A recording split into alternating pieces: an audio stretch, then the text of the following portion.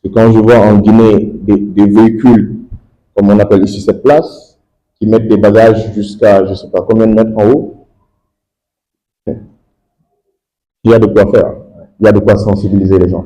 Ce n'est pas parce qu'ils sont disciplinés ou pas, c'est parce qu'ils ne savent pas. Il faut les informer, il faut les sensibiliser. Et après, derrière, il faut mettre des procédures pour les sanctionner. Moi, je suis, comme vous le savez, je suis sénégalais. Par contre, je voyage beaucoup dans le monde. Et déjà, voyager, c'est de l'expérience. Donc, je suis dans le secteur de la sécurité. J'ai grandi ici, j'ai fait mes cours ici au Sénégal. Après, je suis rentré dans l'armée. Après l'armée, je suis parti aux États-Unis, après en France. Et je suis parti en Afrique de l'Est. Et depuis 2022, j'ai ouvert ma structure qui s'appelle SN Security Solutions. Parce que j'ai atteint 20 ans d'expérience. Je me dis que je suis passionné par la sécurité. Même quand je dors, vous me réveillez, je peux écrire des procédures sécuritaires et tout. J'ai ouvert ma structure. Et cette année, j'ai ouvert encore une deuxième structure. Cette structure SN Sécurité a pour but de former des entreprises sur la sécurité. Parce que quand les gens parlent de sécurité, ça fait référence au gardiennage, à la sécurité plus large que le gardiennage. Donc, nous, on fait des formations sur la conduite défensive. Ça n'a rien à voir avec le permis de conduire. C'est au-delà. On fait des formations en secourisme, avec différents niveaux de secourisme. Et on fait des formations en sécurité incendie, jusqu'aux accidents domestiques et tout ce qui peut arriver à un enfant, à des personnes d'une maison dans la sécurité. Donc, je baigne dans ce milieu de la sécurité. Tout ce que je fais, je suis dans la prévention. Je fais de la prévention, je protège les gens et je fais ce qu'on appelle des activités de RSE. Des activités de RSE, sensibiliser les gens. Vous voyez, au Sénégal, la plus grande menace au Sénégal, c'est les accidents de la route. Ça tue beaucoup. Et quand je vois certaines vidéos du Nigeria, je viens du Nigeria, ça fait 2 mois, j'ai peur pour mon continent.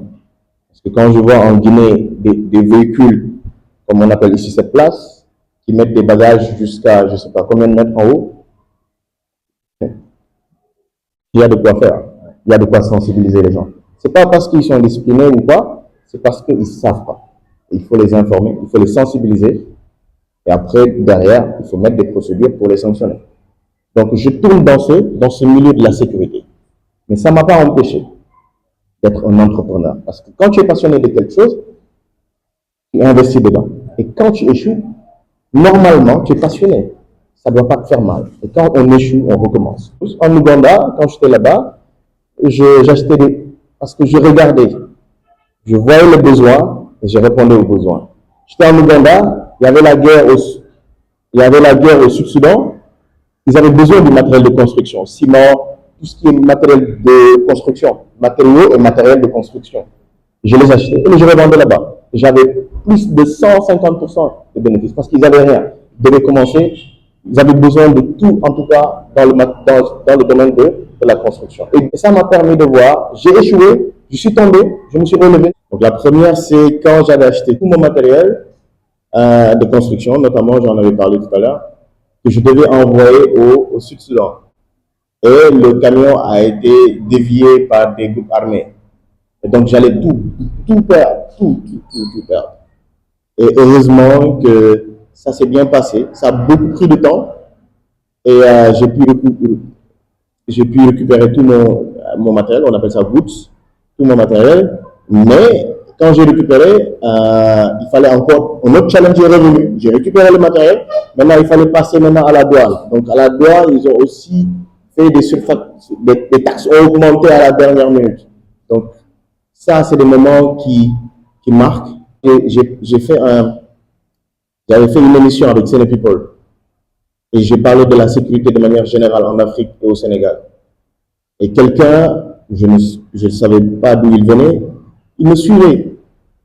Et donc il m'a dit, ah, je vous reconnais, donc c'est vous qui êtes venu, des trucs comme ça. Ça fait plaisir. On se réveille, on puisse dire, on a parlé, on a impacté les gens. Des fois, quelqu'un peut te demander de l'argent, tu n'as pas, mais les mots construisent. Une phrase peut réveiller un jeune, ça peut réveiller un moment de déclic. Et ça me fait du bien quand j'entends quelqu'un dire, je vous ai suivi, ah, je ne savais pas que dans tel truc, c'est comme ça. Donc, quand quelqu'un apprend de mon intervention, ou bien quand je donne cours, parce que je donne aussi des cours.